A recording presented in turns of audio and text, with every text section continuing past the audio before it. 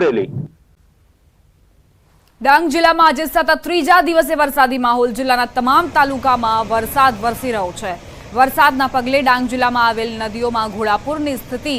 અંબિકા નદી પરનો ગીરાધોધ રૌદ્ર સ્વરૂપે દેખાવ. અંબિકા નદીમાં જળસ્તરમાં સતત વધારો જોવા મળ્યો છે. નવસારી જિલ્લાના ગણદેવી તાલુકામાં પૂરની સંભાવના. ડાંગ જિલ્લામાં આજે સતત ત્રીજા દિવસે પણ જે વરસાદ છે વરસાદ વરસી રહ્યો છે. જિલ્લાના મુખ્ય મથક આહવા, વઘઈ, સુબીર સહિત જે અનેક વિસ્તારમાં વરસાદ વરસી રહ્યો છે, જેને લઈને ડાંગ જિલ્લામાં જે નદીઓ આવી છે નદીઓની અંદર ઘોડાપૂર જેવી પરિસ્થિતિ સર્જાવા પામી છે. આપને સીધા દ્રશ્ય પણ બતાવવા માંગીશ કે અંબિકા નદી છે, અંબિકા નદી ગાંડી દૂર થઈ છે અને બે કાંઠે વહેતી થઈ છે. ત્યારે ડાંગ જિલ્લામાં જે અન્ય નદીઓ આવી છે પૂર્ણા, ખાપરી સહિત અન્ય નદીઓમાં પણ ઘોડાપૂર જેવી પરિસ્થિતિ સર્જાવા પામી છે. ત્યારે અંબિકા નદી ઉપર આવેલી ગીરાધોધ પણ પોતાના રૌદ્ર સ્વરૂપમાં જોવા મળ્યો છે. ત્યારે જે ડાંગ જિલ્લામાં હરવા ફરવા માટે જે પ્રવાસીઓ આવી રહ્યા છે એ પ્રવાસીઓને તંત્ર દ્વારા નદી કિનારે નહીં જવા પર પણ સૂચના આપવામાં આવી છે, કારણ કે નદી બે કાંઠે ગાડી દૂર થઈને વહેતી થઈ છે, જેને લઈને પ્રવાસીઓને પણ જે નદી કિનારે જવા પર પ્રતિબંધ લગાવી દેવામાં આવ્યો છે. નિશાંત મહાકાળ, ન્યૂઝ 18 ગુજરાતી, ડાંગ. બુલેટિનમાં રોકાઈશું એક નાનકડા વિરામ માટે. આપ જોતા રહો ન્યૂઝ 18 ગુજરાતી.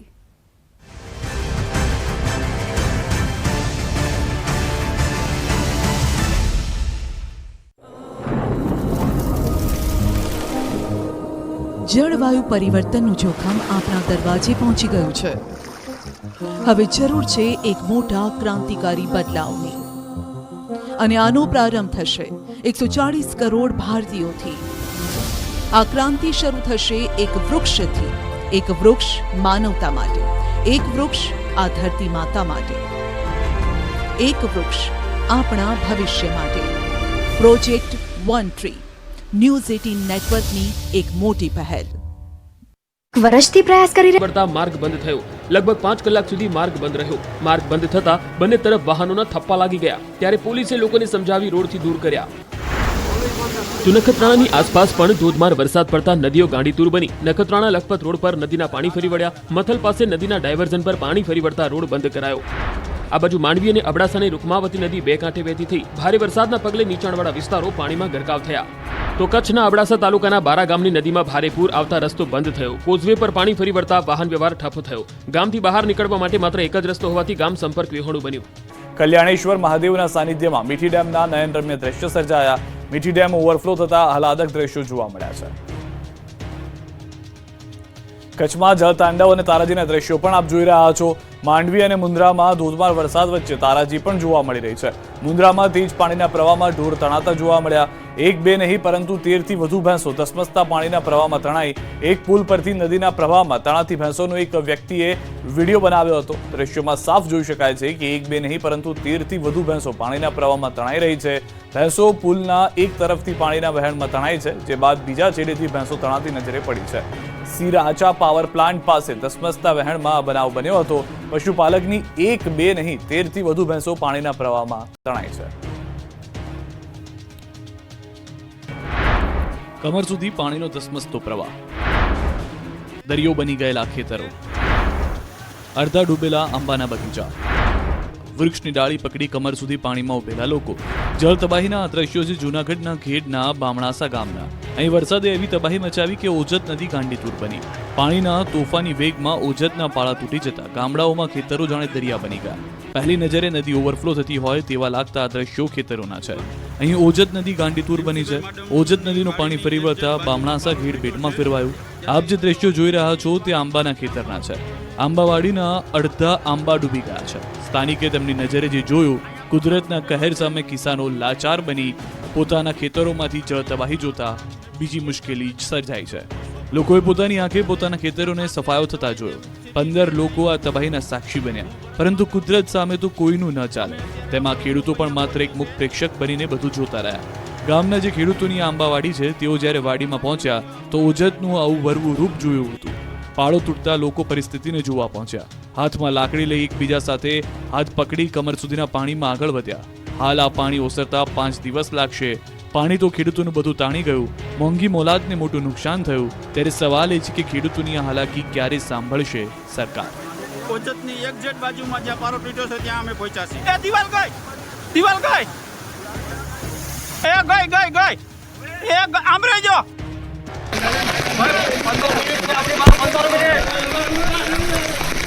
વરસાદ પછી નીકળી ગયો ને આપણે. જીવ બચાવવા હવે માત્ર 15 મિનિટ છે, જલ્દી કરો. ગીર પંથકમાં રેસ્ક્યુ માટે પહોંચેલી એનડીઆરએફ એસડીઆરએફની ટીમના આ શબ્દો છે. ગામ વચ્ચે પૂરના પ્રવાહને જોતા સ્થિતિ અત્યંત ગંભીર લાગી રહી છે. આ દ્રશ્યો માણાવદરના ગીર પંથકના છે, જ્યાં પાણીના આ ધસમસતા પ્રવાહમાં 15 જેટલા લોકોના જીવ મુકાયા જોખમમાં. અંધાધાર વરસાદથી કોડવાવ ગામમાં કમર સુધી પાણી વહી રહ્યા છે. લગભગ ગીરના મોટાભાગના ગામોમાં આ જ પ્રકારની સ્થિતિ હોવાનો દાવો કરાઈ રહ્યો છે. પાણી વચ્ચે જ ગીરવાસીઓ જીવન જીવવા મજબૂર બન્યા છે. અહીં બાટવા ખારા ડેમના દરવાજા ખોલવામાં આવતા કોડવાવમાં ભયંકર પૂર આવ્યું. નીચાણવાળા વિસ્તારો પાણીમાં ગરકાવ થઈ ગયા. આથી એનડીઆરએફ અને એસડીઆરએફની ટીમ પહોંચી ગઈ અને ફસાયેલા લોકોને બહાર કાઢવા અભિયાન શરૂ કરાયું. જરૂરિયાતમંદ લોકોને ફૂડ પેકેટનું વિતરણ કરાયું, કારણ કે ઘરમાં હવે દાણોય બચ્યો નથી. અહીં સામે દેખાઈ રહેલા ઘરમાં કેટલાક લોકો ફસાયેલા છે, જેને બચાવવા ખાસ અભિયાન શરૂ કરાયું. અહીં સુધી પહોંચવું ખૂબ મુશ્કેલ હતું, કારણ કે ગામની શેરીમાં કમર સુધી પાણીનો ધસમસતો પ્રવાહ છે.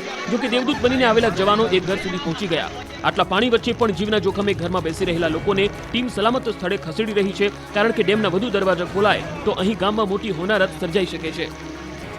દ્વારકામાં મેઘરાજાએ તોફાની બેટિંગ કરતા અનેક ગામડાઓના હાલ બેહાલ થઈ ગયા છે. નદીઓએ રૌદ્ર સ્વરૂપ ધારણ કરી લેતા ચારે બાજુ વિનાશ જ વિનાશ થયો. ત્યારે દેવભૂમિ દ્વારકાના કલ્યાણપુરમાં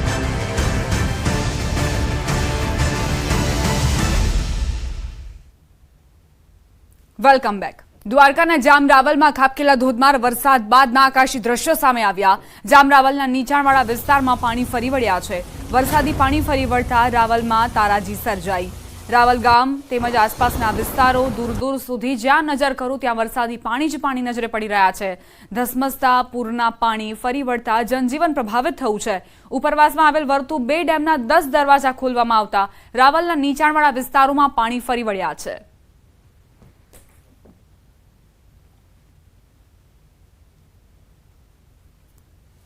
દ્વારકાથી સમાચાર. રાવલ ગામમાં પાણી ઘૂસ્યા. વર્તુ 2 ડેમના પાણી રાવલ ગામમાં ઘૂસ્યા. નીચાણવાળા વિસ્તારોમાં પાણી ભરાઈ ચૂક્યા છે.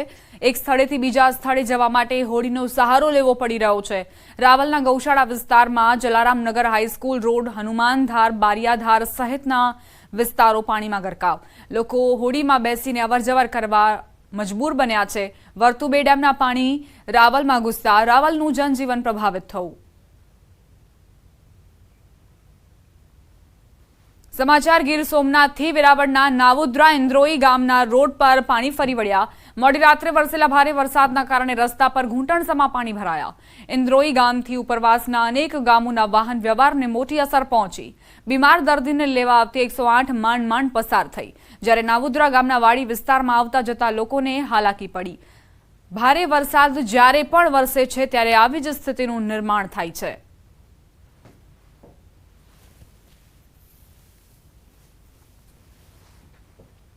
ગીર સોમનાથના ગીર ગઢડામાં આવેલો મચ્છુંદરી રિવર ડેમ ઓવરફ્લો થયો. અનેક ગામોને એલર્ટ કરવામાં આવ્યા. છેલ્લા ઘણા દિવસથી અવિરત વરસાદ વરસી રહ્યો છે, જેના પગલે ડેમ અને ચેકડેમો છલકાયા છે. મચ્છુંદરી ડેમ ઓવરફ્લો થતા ગીર ગઢડાના નદી કાંઠાના ગામો એલર્ટ કરાયા.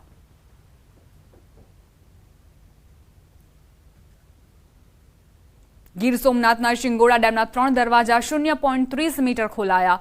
ગીર જંગલમાં ભારે વરસાદના કારણે સતત પાણીની આવકમાં વધારો થતા દરવાજા ખોલાયા. નીચાણવાળા વિસ્તારોમાં આવતા જામવાડા, કંસારિયા, કોડીનાર શહેર, ઘાટવડ, છાછર, દુદાણા, ગોવિંદપુર, ભંડારિયા, રોણાજ, સુગાડા, નાના ઈચવડ, ચૌહાણની ખાડ, મૂળ દ્વારકા સહિતના 17 જેટલા ગામોને એલર્ટ કરાયા.